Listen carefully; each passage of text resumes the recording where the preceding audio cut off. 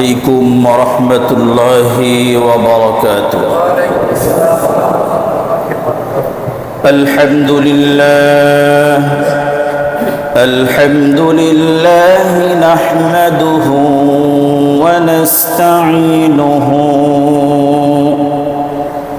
ونستغفره ونؤمن به ونتوكل عليه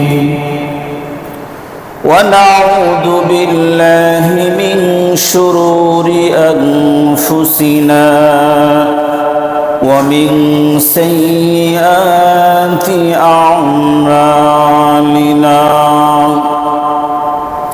من يهده الله فلا مضل له ومن يضلله فلا هادي له ونشهد أن لا إله إلا الله وحده لا شريك له ونشهد أن سيدنا وحبيبنا ومولانا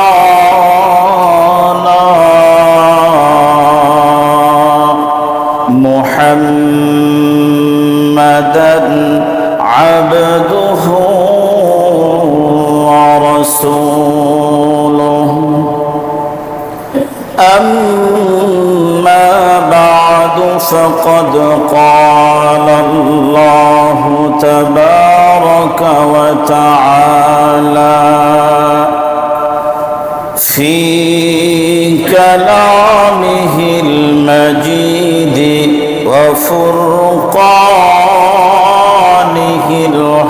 الحميد. أعوذ بالله من الشيطان الرجيم. بسم الله الرحمن الرحيم. فإذا قضيت الصلاة فانتشروا في الأرض وابتغوا من فضل الله واذكروا الله كثيرا لعلكم تفلحون. وقال النبي صلى الله عليه وسلم من لزم الاستغفار جعل الله له من كل ضيق مخرجا ومن كل هم فرجا ورزقه من حيث لا يحتسب أو كما قال عليه الصلاة والسلام. সকলেই দরুদ শরীফ পড়ি। اللهم صل على محمد وعلى آل محمد كما صليت على إبراهيم وعلى آل إبراهيم إنك حميد مجيد. اللهم بارك على محمد وعلى آل محمد كما باركت على إبراهيم وعلى آل إبراهيم إنك حميد مجيد. আলহামদুলিল্লাহ সুম্মা আলহামদুলিল্লাহ। আল্লাহ পাকের দরবারে অসংখ্য অগণিত শুকুর এবং সুজুদ। যে আল্লাহ রব্বুল আলামিন আমাদেরকে জুমার সালাত আদায় করার জন্য তার ঘর মসজিদে এসে বসার তৌফিক দান করেছেন, এজন্য শুকরিয়া আদায় করি আলহামদুলিল্লাহ। এই পৃথিবীতে যত মাখলুকাত বসবাস করে, একমাত্র জিন এবং ইনসান ছাড়া কোনো মাখলুকাতই রিজিকের জন্য পেরেশান হন না, রিজিকের জন্য তারা টেনশন করে না, রিজিকের জন্য তারা অস্থির হয়ে পড়ে না। আল্লাহ পাক তাদের রিজিক যেগুলো আল্লাহ পাক বাজেট করেছেন, আল্লাহ পাক তাদের রিজিক পৌঁছে দেন। মানুষ ও জিন জাতির রিজিকও আল্লাহ পাক তাদের কাছে পৌঁছে দেন। কিন্তু মানুষ আর জিন জাতি আর অন্যান্য মাখলুকাতের মধ্যে তফাৎ আছে। সমস্ত মাখলুকাতের রিজিক তো আল্লাহর হাতে, আল্লাহ পাকই রিজিক বন্টন করে দিয়েছেন। অন্যান্য প্রাণীগুলো রিজিকের জন্য টেনশন করে না, কিন্তু মানুষ এবং জিন টেনশন করে। আবার সূরা জারিয়াতের মধ্যে আল্লাহ পাক বলেন, ওয়ামা খালাকাতুল জিন্না ওয়াল ইনসা ইল্লা লিয়াবুদুন, যে আমি মানুষ এবং জিন জাতিকে আমার ইবাদতের জন্য বানাইছি। সূরা বাকারার আয়াতের মধ্যে আছে, ওয়া হুয়াল্লাযী খালাকা লাকুম মা ফিল আরদি জামিআ, মানুষের জন্য আল্লাহ রাব্বুল আলামিন এই পৃথিবীতে যা কিছু আছে মানুষের খিদমতের জন্য বানাইছেন। সুবহানাল্লাহ। সমস্ত মাখলুকাত মানুষের খিদমত করবে, মানুষ এবং জিন জাতি আল্লাহ পাকের ইবাদত করবে।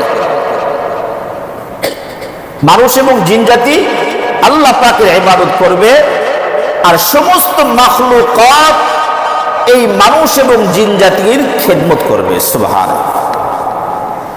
আর রিজিকও আল্লাহ রাব্বুল আলামিন সমস্ত মাখলুকাতের রিজিক আল্লাহ পাক বাজেট করছেন। মানুষ এবং জিন জাতি এদেরও রিজিক আল্লাহ পাক দান করেন। রিজিক শুধু খাবার দাবার না, আপনার আমার জীবনে যা কিছু দরকার সবকিছু রিজিকের অন্তর্ভুক্ত, সবকিছুই রিজিক। এই রিজিকের মালিককে আল্লাহ।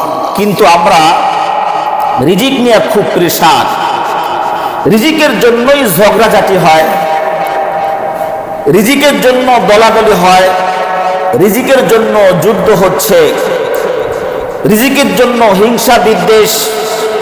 দেখা যায় ঘুরে ফিরে সমস্ত গুনাহ, মারামারি, দাঙ্গা হাঙ্গামা, ফিতনা ফাসাদ এই রিজিক নিয়েই শুরু হয়ে গেছে।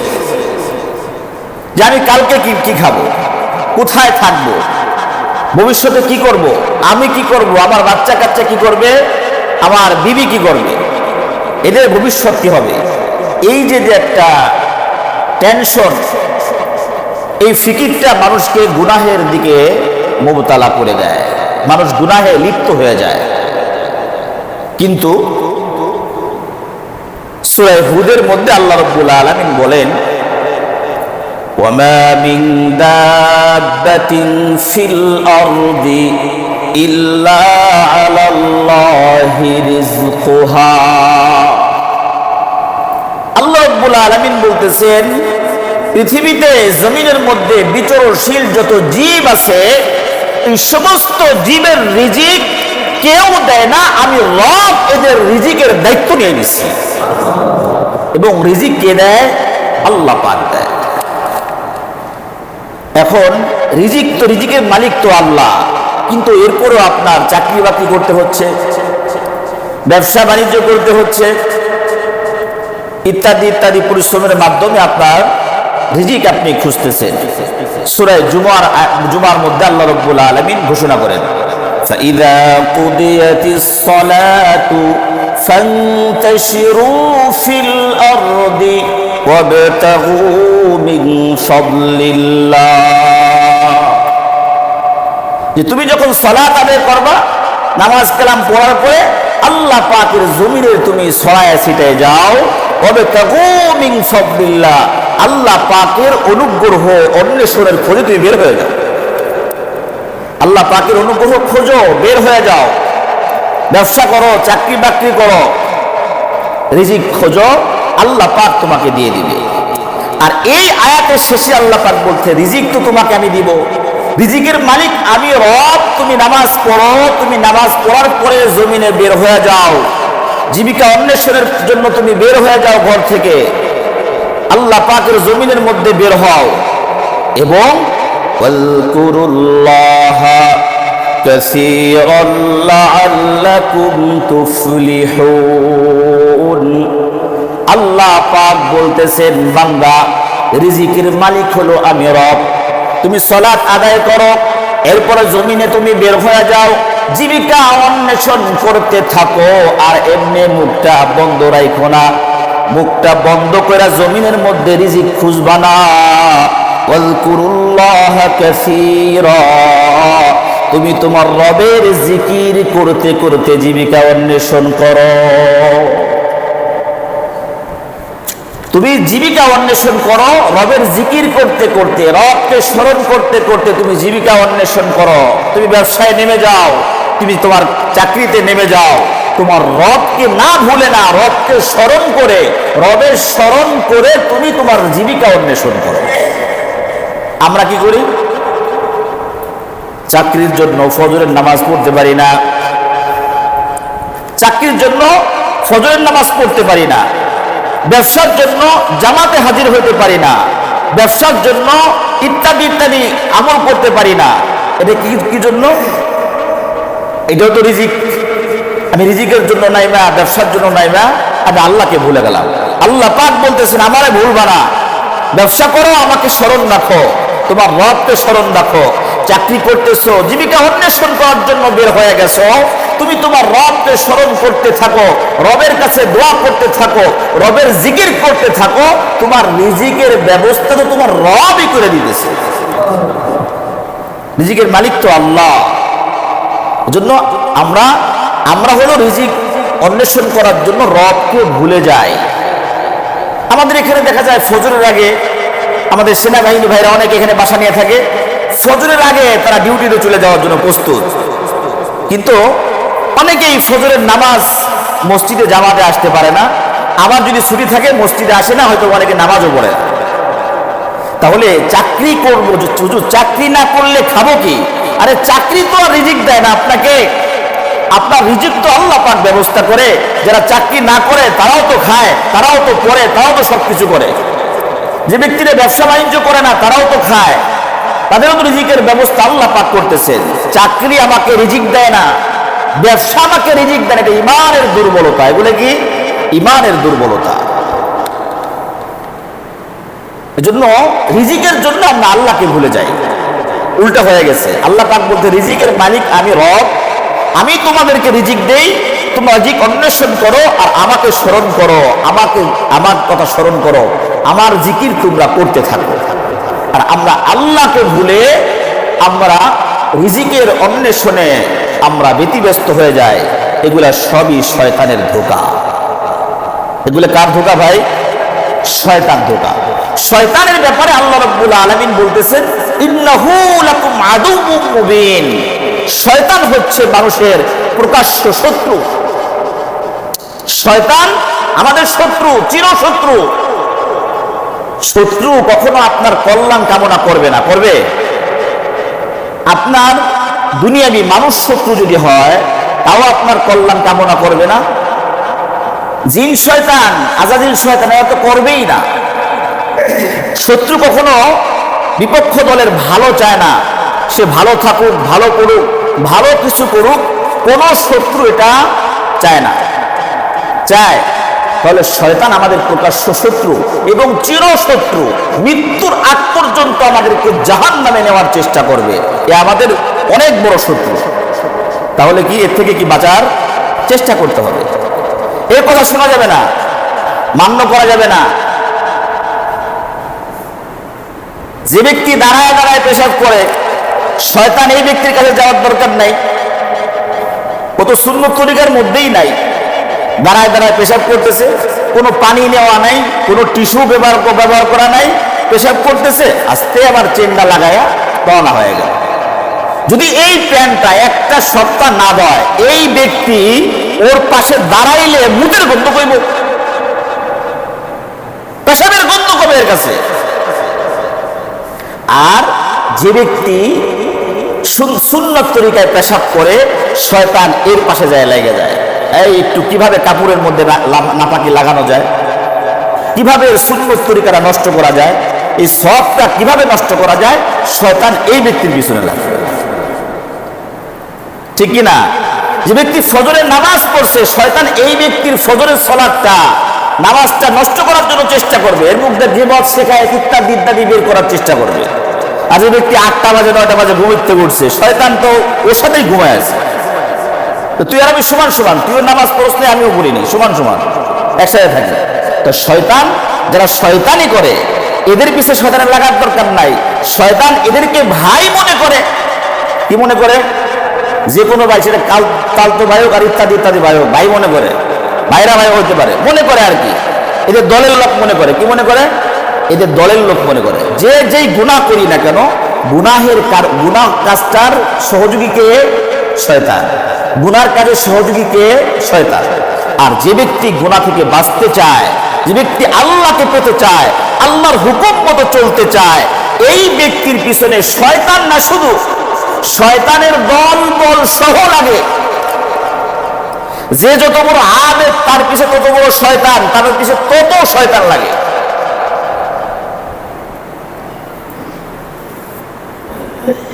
আল্লাহু আকবার। শয়তান এবং জিনের ইতিকথা একটা কিতাব আছে, সানাউল্লাহ পানিপতি রহমাতুল্লাহি আলাইহি লিখছেন। এর মধ্যে লিখছেন যে শয়তান, যে কয় কি যে 70টা শয়তান লাগে, 70,000 লাগে, এত শয়তান আসে কোথা থেকে? ওই কিতাবের মধ্যে লেখছে শয়তান এই 2 রান এরকম চাপ দিয়া ছেড়ে দিলে একসাথে 70,000 ডেলিভারি হয়। কত? এটা আমার কথা না, কিতাবের পড়ছি, এটা বললাম। তাই যদি একটা চাপ দিয়ে বলে যে এই আব্দুল করিমের পিছে আজকে লাখ, শয়তানের অভাব আছে নাকি? শয়তান চেষ্টা করবে একে নষ্ট করার জন্য, এর আমলকে নষ্ট করার জন্য শয়তান আপ্রাণ চেষ্টা চালাবে। অসংখ্য অগণিত শয়তান আপনার আমার পিছে, আজাজিল ইবলিস শয়তান লাগায় রাখছে। যে যত বড় আবেদ, যে যত বড় আমলদারি, তার পিছে তত বড় শয়তান লাগে। কেন? যেই ব্যক্তির উপরে আল্লাহ পাক সন্তুষ্ট হয়ে যাইতেছে, আরে এই ব্যক্তি তো এরকম, আরে আল্লাহ পাক তার গুনাহগুলো মাফ করে দিল, এই জন্য শয়তান লাগে। আর যে ব্যক্তি জিনা, ব্যভিচার, সুদ, ঘুষ ইত্যাদি ইত্যাদি গুনাহর সাথে জড়িত, শয়তান এদেরকে সহযোগিতা করে। শয়তান এদের থেকেও শিক্ষা কিছু নিয়ে শিক্ষা নেয়, এদের সহযোগী হয় যে করো, আমরা তোমাদের সাথে আছি। এই জন্য মেরা দোস্ত, শয়তান আমাদের চিরশত্রু। আর এই পৃথিবীর মধ্যে যত ধর্মের লোক আছে, একমাত্র মুসলমান ছাড়া, ইমানদার ছাড়া, শয়তান বাকি সব দলের সাথে, শয়তান মনে করে আমার দলের লোক। আর শয়তানের চিরশত্রু হচ্ছিল মুসলমান, যারা আল্লাহকে এক অদ্বিতীয় মানে, নবী আলাইহিস সালামকে শেষ নবী, আখির নবী, নবী মুহাম্মদুর রাসূলুল্লাহ সাল্লাল্লাহু আলাইহি ওয়াসাল্লামের উপর যারা বিশ্বাস আছে, এদেরকে তারা চিরশত্রু মনে করে। আল্লাহকে মানে, রাসূলকে যারা মানে, এরা হলো শয়তানের চিরশত্রু। এদেরকে কায়েদ করার জন্য শয়তান বিভিন্ন ভাবে লেগে যায়। শয়তান বিভিন্ন সুরত ধরে, আল্লাহ পাকের কাছ থেকে নিয়ে নিছে।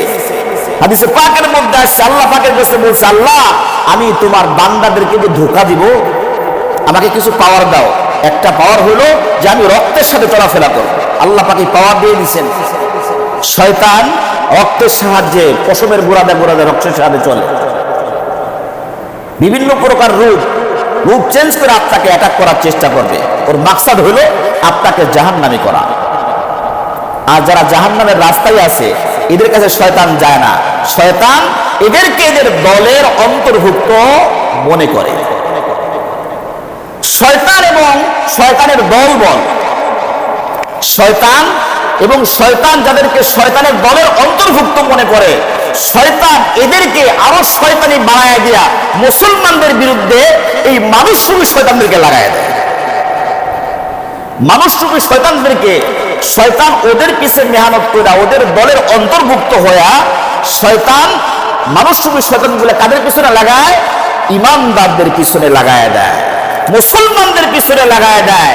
তখন এই সমস্ত মানুষরূপী শয়তানরা তখন বলতে থাকে কোরআনের বিপক্ষে আইন করার জন্য, কোরআনের বিপক্ষে আইন করবে, রাসূলের বিরুদ্ধে কথা বলার জন্য বিভিন্ন ভাবে তারা এভাবে আইন ইত্যাদি ইত্যাদি কাজ করার চেষ্টা করবে। এগুলো মূলত কার চক্রান্ত? শয়তানের চক্রান্ত। শয়তান কাদের মাধ্যমে করায়? শয়তানের দলের লোক দিয়ে করায়। শয়তানের দলের লোক কারা? একমাত্র ইমানদার ছাড়া, একমাত্র মুমিন ছাড়া বাকি সমস্ত মানুষকে শয়তান তাদের দলের অন্তর্ভুক্ত মনে করে। উলাইকা হিজবুশ শাইতান, এরা হলো শয়তানের দল। আর শয়তানের দলের কোনো সফলতা নাই। শয়তানের দলের কি নাই? কোনো সফলতা নাই। আরে মুসলমান মানুষ, সেও আল্লাহ পাক ঘোষণা করছেন, আল্লাহ পাকের কোরআনের কোন আয়াতের বিরুদ্ধে কথা বললে, আল্লাহ পাকের কোরআনের কোন আয়াতকে অস্বীকার করলে, না মানলে 100% কাফের হয়ে যায়। কিন্তু মুসলমান হয়ে তারপরে কি এর বিরোধিতা করে? কি জন্য? ওই যে শয়তান নাচাই ফেলছে। আল্লাহ পাক আমাদেরকে মাফ করে। সূরা নিসার 13 নম্বর আয়াতের মধ্যে আল্লাহ পাক বলেন, তিলকা হুদুদুল্লাহ। আল্লাহ পাক বলতেছেন, আমি যেগুলো ঘোষণা করছি, আমার হুকুম যেগুলো দিয়েছি, আমি যে নিয়ম তোমাদেরকে দান করছি, কোরআনের বিধান তোমাদেরকে দান করলাম, একটা বাউন্ডারি তোমাদেরকে দিয়ে দিলাম, এই বাউন্ডারির মধ্যে থাকবা এবং আল্লাহ এবং রাসূলকে মানবা। কি বলছেন? তিলকা হুদুদুল্লাহ। আল্লাহ পাক বাউন্ডারি দিয়েছেন, বাউন্ডারি দিয়ে বলছেন এটা এর মধ্যে থাকবা, এর বাইরে গেলে তুমি জাহান্নামী হবা। আর যে ব্যক্তি, আল্লাহ পাক বলেছে, ওমাইয়ুতিল্লাহ ওয়া রাসূলাহু ইউদখিলহু জান্নাতিন তাজরি মিন তাহতিহাল আনহার খালিদিনা ফিহা। আল্লাহ পাক বলতেছে, যে ব্যক্তি আল্লাহ এবং আল্লাহর রাসূলকে মানবে, এই ব্যক্তি জান্নাতে প্রবেশ করানো হবে। ব্যক্তি ইউদখিলহু জান্নাতিন তাজরি মিন তাহতিহাল আনহার, এবং জান্নাতে প্রবেশ করানো হবে যেই জান্নাতের তলদেশ দিয়ে ঝর্ণা প্রবাহিত হচ্ছে। এবং এটা একটা ব্যক্তির জন্য মহা সাফল্য এবং উপহার। ওমাইয়াসিল্লাহ ওয়া রাসূলাহু ওয়া তাআদ্দা হুদুদাহু ইউদখিলহু নারান খালিদান ফিহা ওয়া লাহু আযাবুন মুহিন। আর যে ব্যক্তি আল্লাহর কোরআনের আইন মানবে না, রাসূলকে যারা মানবে না, আল্লাহর বিরোধিতা করবে, রাসূলের বিরোধিতা করবে, আল্লাহ পাক বলতেছেন ইউদখিলহু নারান খালিদান ফিহা, এদেরকে জাহান্নামের মধ্যে প্রবেশ করানো হবে। ওয়া লাহু আযাবুন মুহিন, এদের জন্য অপমানজনক শাস্তির ব্যবস্থা আল্লাহ পাক জাহান্নামে করে রেখেছেন। করবেন কি তাহলে? আল্লাহ পাকের হুকুম মানতে হবে। নামাজ ফরজ আপনার মানতে হবে। আপনি পড়তে পারেন না, গুনাহগার হচ্ছেন, অস্বীকার করলে আপনি কাফের হয়ে যাবেন। কুরবানি ওয়াজিব, এটা আপনার করতে হবে। আপনি করতে পারেন না, গুনাহগার হবেন।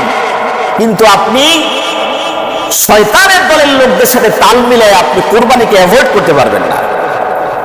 হজ ফরজ, হজ আপনার উপরে ফরজ, হজ আপনার উপরে ফরজ যখন হয়ে যায় আপনার হজ করতে হবে। কিছু কিছু এরকম ভাবে ওই যে ওই সমস্ত দলের ব্যক্তির অন্তর্ভুক্ত হয়ে আপনার কথা বলা যাবে না। হজে 5-7 লাখ 10 লাখ টাকা যায়, এই টাকাগুলো গরিব মিসকিনকে দান করলে দরিদ্রতা দূর হয়ে যায়, এ কথা বলা যাবে না। ওদের সাথে তাল মেলানো যাবে না। ফরজ যেটা ফরজ, কোরআনকে আপনার মানতে, আপনি মুসলমান, আমল আপনার কে কতটুকু করতে পারি এটা আল্লাহ মালুম। তারপর যারা করতেছি এটা আল্লাহ পাক কবুল করবেন কি করবেন এটা আল্লাহ ভালো জানে। কিন্তু আপনার মানার চেষ্টা করতে হবে, অস্বীকার করার কোনো সুযোগ নাই। অস্বীকার করতে পারবেন না, কোনো যুক্তি চলবে না।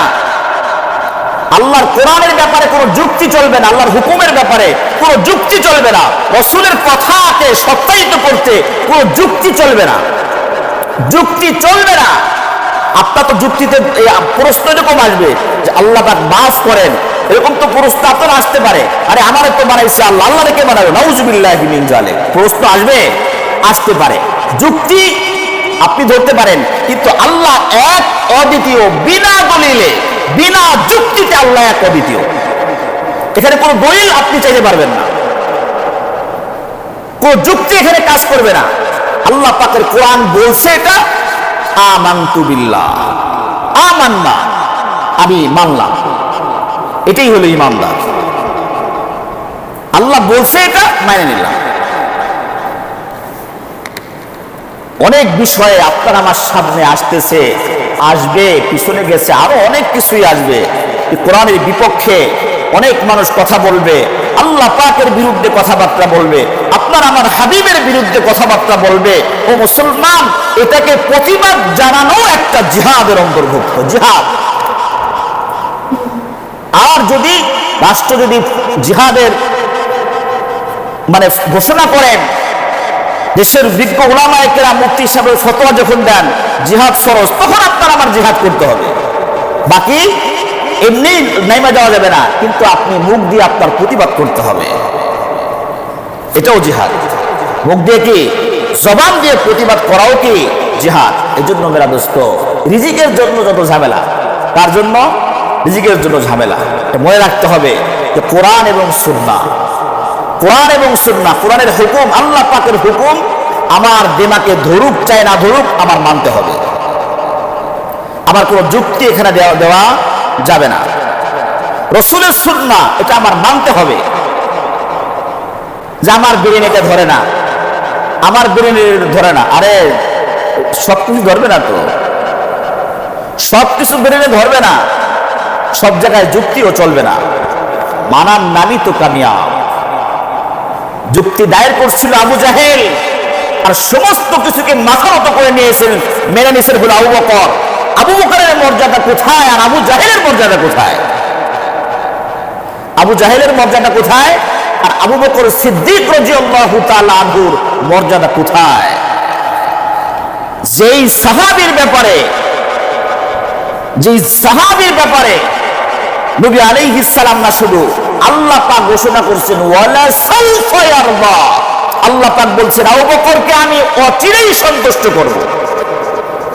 এমনি এমনি আবু বকর রাদিয়াল্লাহু তাআলা আনহুর ব্যাপারে এটা আসছে, আল্লাহ পাক আবু বকরকে অচিরেই সন্তুষ্ট করবেন। কি করছেন তারা? একই এলাকার মানুষ, এক জায়গায় বসবাস করছেন, দুজনে নবী দেখছেন, একজনে মানছেন আর একজনে মানে নাই। একজনে মোহাব্বত করছেন, ভালোবাসছেন, জীবন দিয়ে ভালোবাসছেন, আর একজন জীবন দিয়ে শত্রুতামি করছেন। নবী আলাইহিস সালামের জীবন নেওয়ার চেষ্টা করছেন। দুই দলের, কোন দলের মানে কে আল্লাহ পাকের কাছে দামি? আবু বকর সিদ্দিক রাদিয়াল্লাহু তাআলার মাকাম কোথায় আর আবু জাহেলের মাকাম কোথায়? তা আপনি আমি কোন দলে থাকবো? হকের উপরে থাকবো না বাতিলের উপরে থাকবো? এটা বিবেচনা আপনার করতে হবে। হকের উপরে থাকতে হবে, হকের উপরে থাকতে হবে। আরে মৃত্যু তো একদিন হবেই, এমন একটা সময় আসবে যে আপনার আমার মৃত্যু হবে, সত্য, এর থেকে বাঁচতে কেউ পারবো না। কিন্তু আল্লাহ পাকের সামনে দাঁড়াবো, কি নিয়ে দাঁড়াবো? এই দুনিয়ার সমস্ত কিছু ধোকার মধ্যে আমরা আছি। যে কোনো পাওয়ার কয়দিনের পাওয়ার, সম্পদের বড়াই কয়দিনের, এই সুন্দর দেহের বড়াই কয়দিনের, রাজনৈতিক পাওয়ার বলেন কয়দিনের। আহা, এই সমস্ত জিনিস নিয়ে আপনি আমি যেভাবে দাঙ্গা হাঙ্গামা করি, অপব্যবহার করি, এগুলা আপনার আমার বিপদের কারণ। আপনার আমার ঈমান আমল বরবাদ হয়ে যাইতেছে। আল্লাহ রাব্বুল আলামিন আমাদেরকে সহিহ বুঝ দান করেন, সকলেই বলে আমিন। তো মেরা দোস্ত, রিজিক এমন একটা জিনিস, রিজিকের জন্য মানুষ যুদ্ধ করে, রিজিকের জন্য মানুষ হিংসা বিদ্বেষ ইত্যাদি ইত্যাদি গুনাহের জন্য জড়িত হয়ে যায়। কিন্তু এই রিজিকের মালিক কে? আল্লাহ। আল্লাহ আমাদের রিজিকের মালিক, আল্লাহ আমাদের রিজিকের মালিক। আল্লাহ রাব্বুল আলামিন রিজিক দান করেন। এই জন্য রাত্রে ঘুমায় রয়েছি যে আমার বাসার মধ্যে চাইল নাই, জিবরিল আলাইহিস সালাম আপনার বাসার মধ্যে 50 কেজির এক বস্তা দিয়ে যাবে না। চাল এক বস্তা কোনো ফেরেশতা আপনার বাসায় দিয়ে যাবে না। 2-3টা মুরগি বাজারঘাট করে আপনার বাসায় কি কোনো ফেরেশতা দিয়ে যাবে না? আপনার চেষ্টা করতে হবে। আল্লাহ পাক চেষ্টা করতে বলছেন আপনাকে, ফান্তাশিরু ফিল আরদি ওয়াবতাগু মিন ফাদলিল্লাহ, যে বান্দা আমি যে রিজিক তোমাকে দান করছি, আমি তোমাকে যত নিয়ামত দান করছি, তুমি আমার অনুগ্রহ করা দুনিয়াতে খোঁজো, জমিনের মধ্যে ঘুরে ঘুরে খোঁজো। আর খোঁজার সময় আমি রবকে ভুইল না, আমি রবের জিকির করো, আমি রবকে স্মরণ রাখো, আমি রবকে ভুইল না। যদি আমাকে স্মরণ রাখো তাহলে তুমি সফলতা অর্জন করতে পারবা, তুমি সফল হতে পারবা। লাআল্লাকুম তুফলিহুন। আল্লাহ মাফ করে। এই জন্য মেরা দোস্ত, যাই কিছু করি আল্লাহ পাককে ভোলা যাবে না, আল্লাহ পাককে স্মরণ রাখতে হবে। সমস্ত ক্ষমতার অধিকারী একমাত্র আল্লাহ। যে ব্যক্তি আপনাকে প্রতিদিন আপনার মনে করেন যে মাসে 30,000 টাকা খরচ, যে ব্যক্তি প্রত্যেক দিন আপনাকে 1,000 টাকা দেয়, এই ব্যক্তি যদি রাতের 2টা বাজে আপনার ফোন দেয় যে ভাই আমি একটু বিপদে পড়ছে আসেন, দৌড় দিবেন না? আরে দেখা যায় কম্বল গায়ে দিয়ে আছে, কম্বল সহই দৌড়। আরে প্রতিদিন 1,000 টাকা দেয়, আমার তো আর কোনো ইনকাম নাই, উনি মাসে 30,000 টাকা দেয়, এটা দিয়ে আমি চলাফেরা করি। তা আপনি এটা স্মরণ করলেন, এই ব্যক্তির ডাক দিলে বিপদে পড়ছে বা ডাকছে, আপনি দৌড়ে চলে গেলেন। আর যে আল্লাহ আপনাকে সমস্ত রিজিকের দায়িত্ব নিয়ে নিছেন, ওই আল্লাহকে কিভাবে ভুলে থাকি আমরা?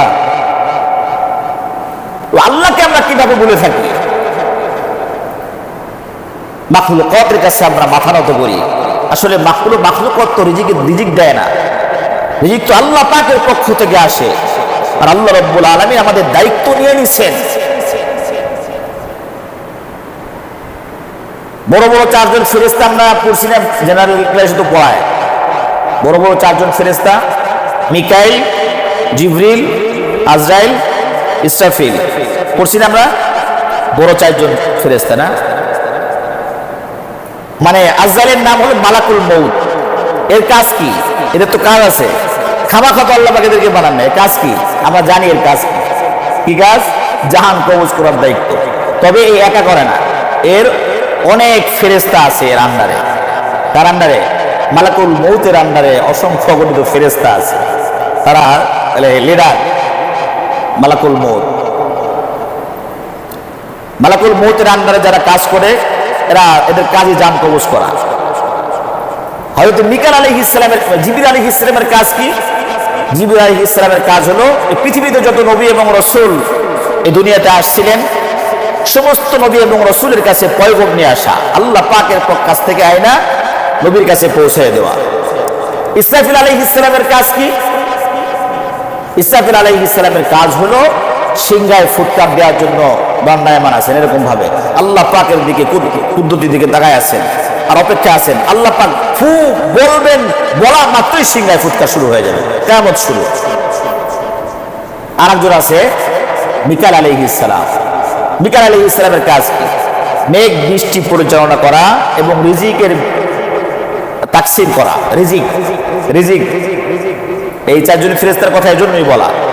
তো মিকাইল আলাইহিস সালামের দায়িত্ব হলো রিজিক পৌঁছায় দেন। প্রত্যেকটা ফেরেশতার আন্ডারে অসংখ্য অগণিত ফেরেশতা আল্লাহ পাক দিয়ে রাখছেন, এরা একে সমস্ত কাজ আঞ্জাম দেন।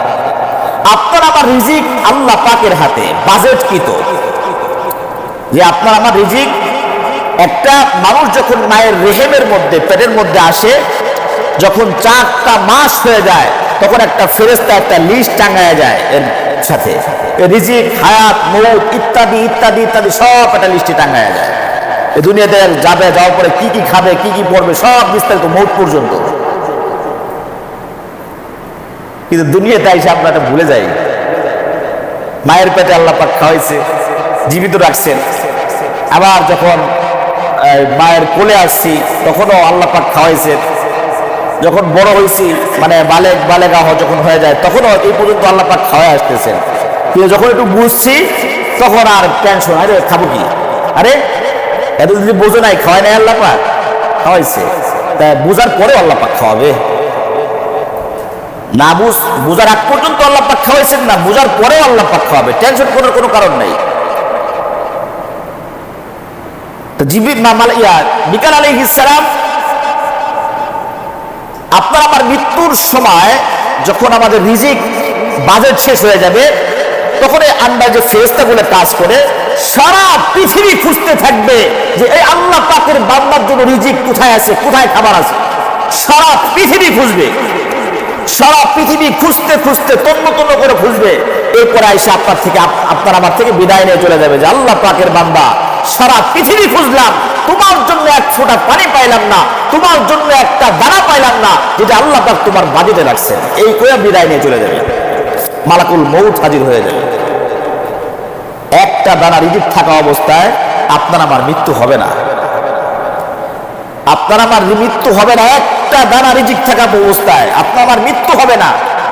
আপনার আমার বাজেটে যেগুলো আছে আপনি হালাল ভাবে চেষ্টা করলে আসবে, আর হারাম পন্থা অবলম্বন করার কোনো দরকার নাই।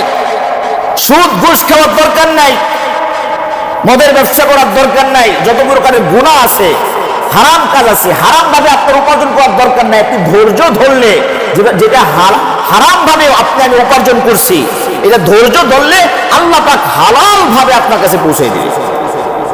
এটা আপনার বাজেটে আছে, আপনি কেন অন্যায় কাজ করে নেবেন? এখানে 1000 মুসল্লি এখানে আছে, 1000 প্যাকেট বিরিয়ানি এখানে চলে আসছে, এবং এখানে ঘোষণা করা হলো যে এই মসজিদে যারা নামাজ পড়ছে প্রত্যেকের জন্য 1 প্যাকেট করে বিরিয়ানি বাজেট। তা আপনার এখান থেকে চুরি করার কি দরকার আছে? 1 প্যাকেট চুরি করার কি দরকার আছে? দেখা যায় একজনে চুরি করলো, মুসল্লিরা ধরে এমন মাইর দিছে পঙ্গু হাসপাতাল। তো তুমি চুরি করতে গেলা গেলে, তোমার তো বাজেট আছেই, অন্যভাবে নেওয়ার দরকার নাই। তো তুমি যখন মসজিদ থেকে বেরোবে 1 প্যাকেট পেয়ে যাবা। আল্লাহ পাক আপনার আমার রিজিকে যা কিছু রাখছেন, এটা হালাল ভাবে আপনার আমার কাছে আসবেই আসবে, কোনো সন্দেহ নাই। কিন্তু আমরা হারাম ভাবে বিভিন্ন ভাবে আমরা এটা উপার্জন করার চেষ্টা করি। যদি কোনো ব্যক্তি হারাম পথ অবলম্বন না করে, ধৈর্য ধারণ করে, হালাল ভাবে চেষ্টা করে, আল্লাহ রাব্বুল আলামিন তার বাজেটকৃত রিজিক তার কাছে পৌঁছে দেবে। বুঝতে পারছেন? রিজিক, এই রিজিকের জন্য মানুষ একজন আরেকজনের মাথার উপরে বাড়ি দেয়। পাড়ায় পাড়ায় গন্ডগোল, জেলায় জেলায় গন্ডগোল, বিভাগে বিভাগে গন্ডগোল, দেশে দেশে গন্ডগোল। সবকিছু এই দুনিয়ার ধোকার জন্য আমরা এভাবে পড়ে আছি। আল্লাহ পাক আমাদেরকে মাফ করেন। শয়তান আমাদের চিরশত্রু। শয়তান আপনাকে আমাকে আল্লাহকে পেতে দিবে না। আল্লাহকে সন্তুষ্ট করবো এমন আমল শয়তান আপনাকে আমাকে করতে দিবে না।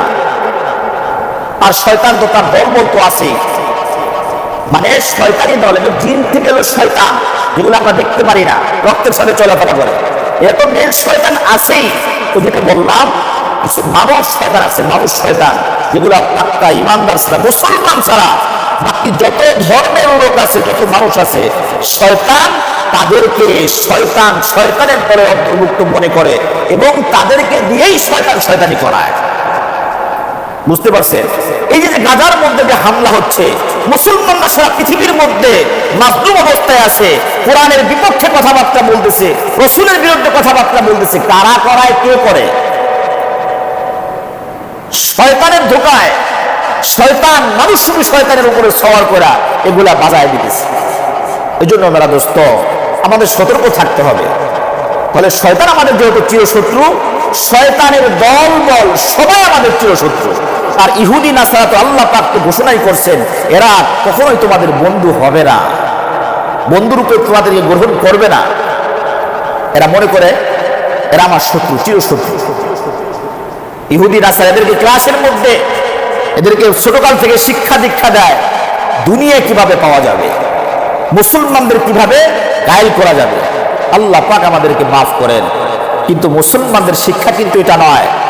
আমাদের রাসূল আল্লাহর হাবিব সাল্লাল্লাহু আলাইহি ওয়াসাল্লাম আমাদেরকে এই শিক্ষা দেন নাই। কোন যুদ্ধ মানে মুসলমানরা ইচ্ছে করে যে আক্রমণ করছে, এরকম কোন যুদ্ধ নাই। যুদ্ধ হলো নবী আলাইহিস সালামের টাইম। যুদ্ধে যখন যাইবা, বুড়া মানুষ যুদ্ধে যায় না। যখন যুদ্ধ করবে কাফেরদের বিরুদ্ধে, বুড়া মানুষদেরকে নেওয়া হতো না, বাচ্চাদেরকে নেওয়া হতো না। আর বলে দেওয়া হয়তো খবরদার, এদের গবাদি পশু, গাছপালা ইত্যাদি ধ্বংস করবা না, বুড়াদের উপর আক্রমণ করবা না, মহিলাদের উপর আক্রমণ করবা না। যুদ্ধ, এটা কি ডিফেন্স, মানে মুসলমানদেরকে রক্ষা করার জন্য, ইসলামকে রক্ষা করার জন্য নবী আলাইহিস সালাম যুদ্ধ করছেন। কাফের মুশরিকরাও যুদ্ধ করে। কাফের মুশরিক কোন শিশুকে বাদ দিছে, কোন মহিলাকে বাদ দিছে, আল্লাহ মাফ করেন। আমাদের নবী আলাইহিস সালামও যুদ্ধ করছেন, সাহাবায়ে কিরামও যুদ্ধ করছেন, আর কাফের মুশরিকরাও আমাদের সাথে যুদ্ধ করে, আমাদেরকে সমূলে ধ্বংস করার চেষ্টা করে। আল্লাহ পাক আমাদেরকে মাফ করেন। আল্লাহ রাব্বুল আলামিন চাইলে পারেন তো। গত দুজন আগে বলছিলাম যে আল্লাহ পাক চাইলেই পারেন। 6টা জাতিকে আল্লাহ রাব্বুল আলামিন সমূলে ধ্বংস করছেন একবারে। কওমে লূতকে কিভাবে ধ্বংস করছেন? আরে ওই আল্লাহই তো আমাদের আল্লাহ। বদরের যুদ্ধে যে আল্লাহ ফেরেশতাদের মাধ্যমে সাহায্য করছেন, ওই রবই তো আমাদের রব। কওমে লূতকে যেভাবে ধ্বংস করছে ফেরেশতাদের মাধ্যমে, সেই আল্লাহই তো আমাদের আল্লাহ। ওরা একেবারে জমিনটা ধইরা আসমানের দিকে নিয়ে গেছে। আল্লাহ চাইলে পারেন না? কাফের মুশরিকদেরকে ধ্বংস করার জন্য পারেন। কওমে লূতের কাহিনীটা মনে পড়লে আশ্চর্য লাগে। আখাযতু মিনাল আরদ রাফাতু ইলাস সামা, জমিন এরকম ধরছে, ভিতরে হাত ঢুকাই দিয়েছেন জিবরাইল আলাইহিস সালাম। রাফাতু ইলাস সামা, এই জমিন আসমানে উঠাইছে উপরে। সুম্মা কাল্লাবতু, এরকম ভাবে উল্টাইছেন, উঠায়া উল্টাইছেন। ওয়া আলকাইতু আলাল আরদ, জমিন এরকম বাতাস করে মেরে দিয়েছে। সারা বাহরান মাইয়িতান ইলা ইয়াউমিল কিয়ামা, ডেড সি হয়ে গেছে। আল্লাহ পাক চাইলে পারেন না এখন কিছু করতে? পুরো ইসরায়েল মুহূর্তের মধ্যে সাইজ হয়ে যাবে। এটাও আল্লাহ পাক, আল্লাহ পাকের হাবিব আমাদের নবী মুহাম্মদুর রাসূলুল্লাহ সাল্লাল্লাহু আলাইহি ওয়াসাল্লামের জন্য এভাবে ধ্বংস করেন না। কারণ কোন নবী শুধু আমার আপনার জন্য না, সমস্ত জগতের জন্য আপনার আমার নবী হলো রহমত, সমস্ত জগতের জন্য রহমত। আমরা সূরা ফাতিহার মধ্যে পড়ি না, আলহামদুলিল্লাহি রাব্বিল আলামিন, সমস্ত প্রশংসা আল্লাহর, যিনি সমস্ত জগতের মালিক, যিনি প্রতিপালক, যিনি সমস্ত জগতের। আর আল্লাহ পাক আর জায়গায় বলেছেন, ওয়া মা আরসালনাকা ইল্লা রাহমাতান লিল আলামিন, আমি আমার হাবিব মুহাম্মদকে দুনিয়াতে পাঠাইলাম সমস্ত জগতের জন্য রহমত স্বরূপ। এই রহমতের ভাগটা সবাই পাইতেছে। তা না হইলে অন্য অন্য নবীদের সময় আল্লাহ পাক ফেরেশতাদের মাধ্যমে যেভাবে সাইজ করছেন, আমাদের এখানে এরকম সাইজ হয়ে যায়। মেয়া দোস্ত, আমাদের সতর্ক থাকতে হবে। রিজিক নিয়ে টেনশন করা যাবে না, রিজিক নিয়ে মারামারি দাঙ্গা হাঙ্গামা করা যাবে না। কোরআন সুন্নাহ মোতাবেক আমল করলে, বেশি বেশি ইস্তেগফার পাঠ করলে, আল্লাহকে পাবার চেষ্টা করলে, আল্লাহ থেকে চাইলে আল্লাহ রাব্বুল আলামিন দান করবেন। আল্লাহকে সন্তুষ্ট করাই আমাদের মাকসাদ। আল্লাহ পাককে যদি দুনিয়াতে সন্তুষ্ট করে যেতে পারি, কবরের জগৎ আপনার আমার জন্য সুখময় শান্তিময় হয়ে যাবে। হাসরের ময়দানও আপনার আমার জন্য ভালো, সব খালি ভালো আর ভালো। আর যদি আল্লাহ পাক অসন্তুষ্ট হয়ে যায়, আল্লাহ পাক মাফ করেন, আপনার আমার মৃত্যুর সময় ঈমান নসিব হয় নাকি আল্লাহ মালুম। মুসলমানরা তো আল্লাহকে ওলি হিসেবে মানে। আল্লাহু ওয়ালিয়ুল্লাযীনা আমানু ইখরিজুহুম মিনাজ যুলুমাতি ইলান নূর, যারা আল্লাহকে অভিভাবক হিসেবে মানে, আল্লাহকে যারা অভিভাবক হিসেবে মানে, ওলি হিসেবে মানে, আল্লাহ রাব্বুল আলামিন বলতেছেন, আল্লাহ রাব্বুল আলামিন তাদেরকে অন্ধকার থেকে বের করে আলোর দিকে নিয়ে আসবেন। সুবহানাল্লাহ। ওয়াল্লাযীনা কাফারু আউলিয়াহুমুত তাগুত, আর যারা কাফের, তারা কারে মানে? শয়তানকে মানে। শয়তান কি করে? ইখরিজুহুম মিনান নূরি ইলাজ যুলুমাত, শয়তান হইল আলোর থেকে নিয়ে অন্ধকারের মধ্যে নিয়ে ফেলা দেয়। মানে কি? যারা আল্লাহকে অভিভাবক হিসেবে মানে, আল্লাহ রাব্বুল আলামিন তাদেরকে হেদায়েতের নূর দান করেন, এদেরকে হেদায়েত নসিব করেন, মৃত্যুর সময় ঈমান দিয়ে দেন। আর এরা হাসতে হাসতে মৃত্যুবরণ হয়, মৃত্যুর পরে জান্নাত পাওয়া যায়। আর যারা কাফের মুশরিক, এরা শয়তানকে অভিভাবক হিসেবে মানে, আর শয়তান তাদেরকে আলোর জগৎ থেকে নিয়ে অন্ধকারের জগতের মধ্যে ফেলায়। মানে জান্নাতের রাস্তা থেকে নিয়ে জাহান্নামের রাস্তায় এদেরকে পরিচালনা করেন। আল্লাহ পাক আমাদেরকে বুঝবার তৌফিক দান করে। মেরা দোস্ত, এই জন্য নিজে সতর্ক থাকতে হবে, কোরআনকে মানতে হবে। কোরআনের হুকুম আপনার আমার মেধায় বুঝে আসুক চাই না আসুক, বুঝে আসুক চাই না আসুক, আমার মানতে হবে। আমি এটা মানি, আল্লাহর হুকুম, নবীর সুন্নাহ যুক্তিতে ধরার দরকার নাই, আমি এটা মানবো। আর রিজিকের জন্য কোনো টেনশন করব না, আল্লাহর উপরে ভরসা করে আল্লাহ পাকের জিকির করে, আল্লাহ পাকের জিকির করতে করতে, আল্লাহকে স্মরণ করতে করতে নামাজের পরে আমরা দুনিয়ায় সরাই ছিটায় যাব, চাকরি বাকরি ইত্যাদি ইত্যাদি আল্লাহ পাকের রিজিক অন্বেষণের জন্য আমরা বের হয়ে যাব। আল্লাহ রাব্বুল আলামিন আমাদেরকে সব কিছু সহজভাবে ব্যবস্থা করে দিবেন ইনশাআল্লাহ। আল্লাহ রাব্বুল আলামিন আমাদের সকলকে পরিপূর্ণ ঈমানদার হিসেবে কবুল করেন, ইখলাস এবং তাকওয়ার সাথে জিন্দেগি গড়ার তৌফিক দান করেন। সমস্ত প্রকারের ফিতনা ফাসাদ থেকে আল্লাহ রাব্বুল আলামিন আমাদেরকে হেফাজত করেন। সকলে বলে আমিন। ওয়া আখিরু দাওয়ানা আলহামদুলিল্লাহি রাব্বিল আলামিন।